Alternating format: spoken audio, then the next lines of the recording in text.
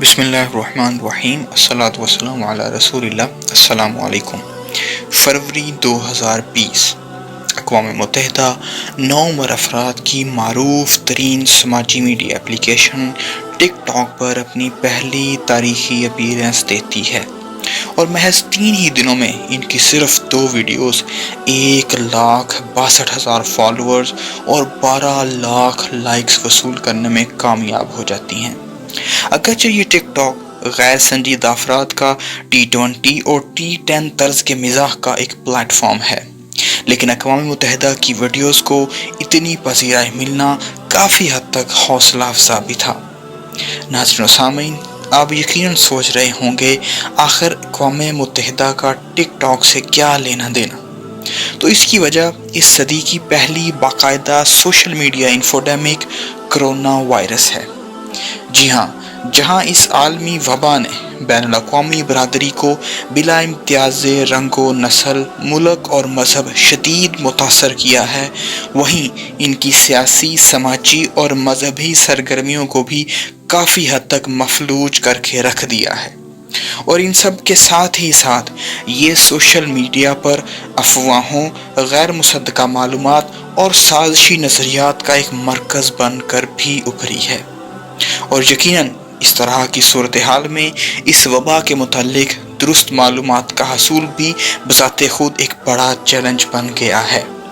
یہی بات جہاں صحت کے عالمی اداروں کے لیے ایک گہری تشویش کا باعث بنی، وہیں ایک بڑی پریشانی 9 افراد میں اس وبا کے متعلق پائے جانے والی غیر سنجیدگی بھی تھی۔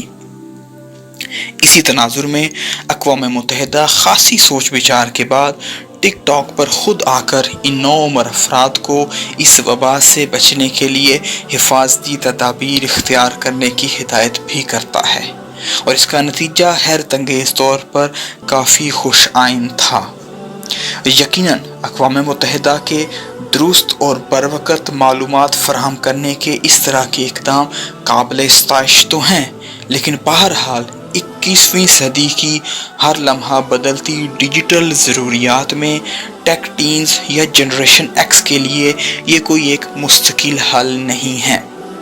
اس کے لیے یقینی طور پر ایک ٹھوس، پائیدار منصوبہ بندی کی اشد ضرورت ہے، اور یہی بات جب ہم نے ویکیپیڈیا کے بانی جیمی ویلز سے پوچھی تو ان کا بھی یہی کہنا تھا کہ ہمیں اپنی نئی نسلوں کو سوشل میڈیا کے استعمال سے متعلق نہ صرف یہ سمجھانے کی فوری ضرورت ہے کہ اس پر آنے والی ہر خبر مستند نہیں ہوتی، بلکہ ساتھ ہی ساتھ ان کو یہ بتانا بھی اہم ہے کہ وہ بروقت مستند معلومات کیسے اور کہاں سے لے سکتے ہیں۔ جمی ویلز کا کہنا تھا کہ ہم یہ کام نصاب تعلیم میں میڈیا لٹریسی کا ایک مضمون شامل کر کے بہترین انداز میں لے سکتے ہیں، تاکہ ہماری نئی آنے والی نسلیں اور نئے آنے والے طلباء سیکھ سکیں کہ معلومات کا موازنہ کر کے درست ماخذ تک کیسے پہنچا جاتا ہے، اور یقیناً یہ میڈیا کمپیٹنسی 21ویں صدی میں ہر طالب علم کی شخصیت کی ایک اہم ضرورت بن کر ابھرے گی۔ تو ناظرین و سامعین، آج کے لیے اتنا ہی۔ امید ہے آپ نے ہماری آج کی اس ویڈیو کو معلومات افزا پایا ہوگا۔ تھینکس فار واچنگ، جزاکم اللہ خیر، السلام علیکم۔